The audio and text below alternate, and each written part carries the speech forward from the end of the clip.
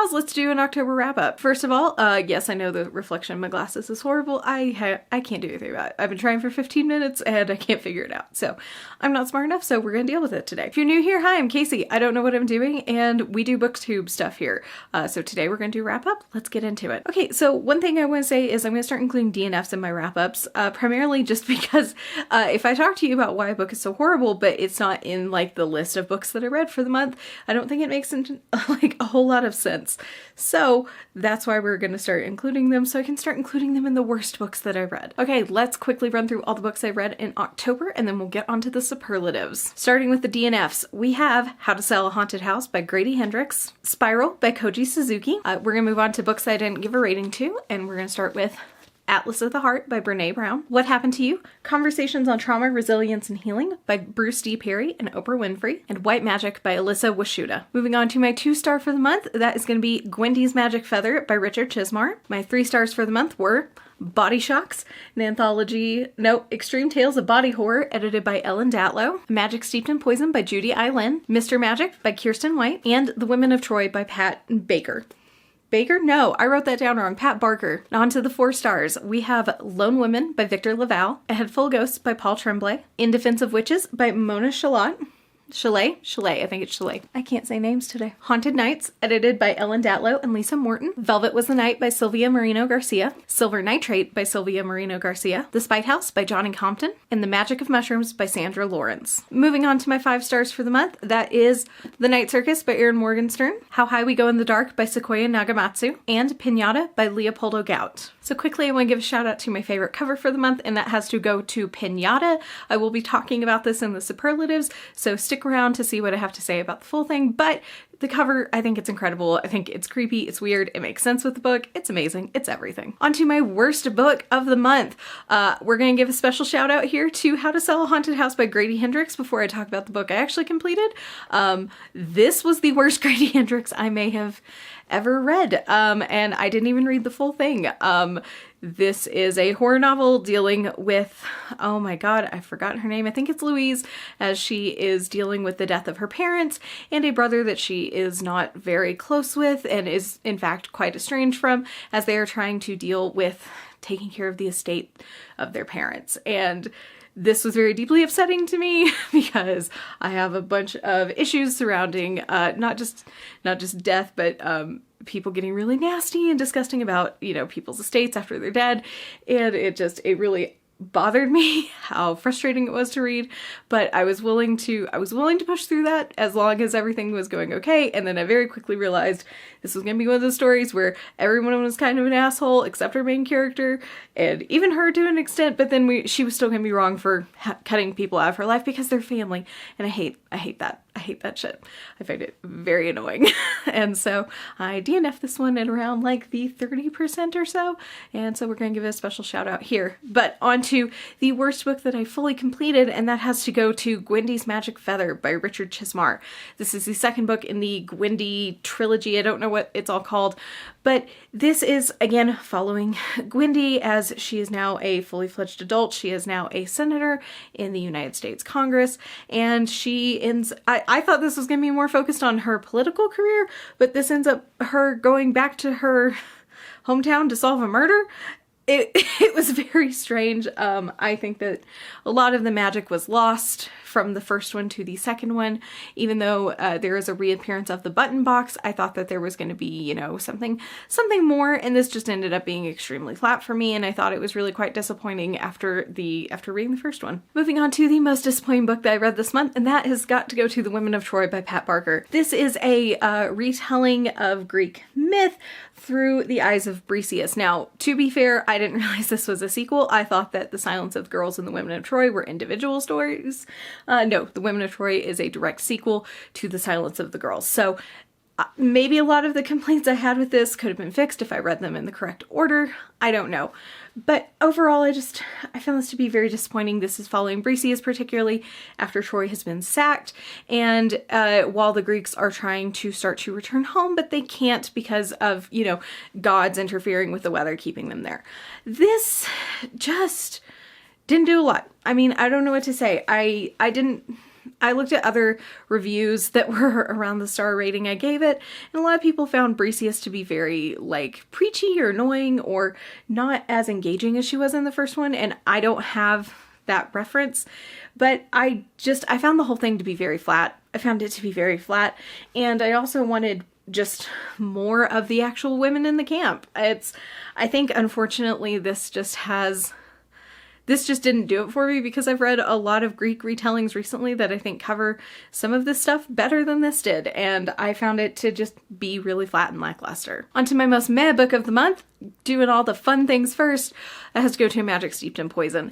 This is a young adult fantasy. This is following, oh my goodness, this is following Ning as she is trying to enter this competition for these particular type of magic users that it involves tea. The magic system's incredibly fascinating in here and very unique. It involves tea and involves coaxing things out of it. But she is going to this competition because her mother has died from poison and her sister is, has also been poisoned but isn't quite dead yet, and she wants to save her. Unfortunately, I'm 34 and this kind of young adult fantasy just doesn't do it for me. It's not very engaging to me, and I don't find it particularly compelling. I will say the magic system, like I said, was absolutely incredible, and this is really good for what it is. Just what it is just didn't work for me. Now you might ask yourself why I bought myself a damn copy, and it's because I got really into the cover. The cover's gorgeous. This would be my second place for best cover this month, but it just the cover of it, and I saw a lot of people talking about it, and I was just not doing myself any favors when I bought this, because I'm too old for this. Young adult just doesn't really do it for me anymore. But all of that being said, again, it's incredible for what it is, and I think if you're the right age, it's going to be absolutely amazing for you. Moving on to my most surprising, and that has to go to Mr. Magic by Kiersten White.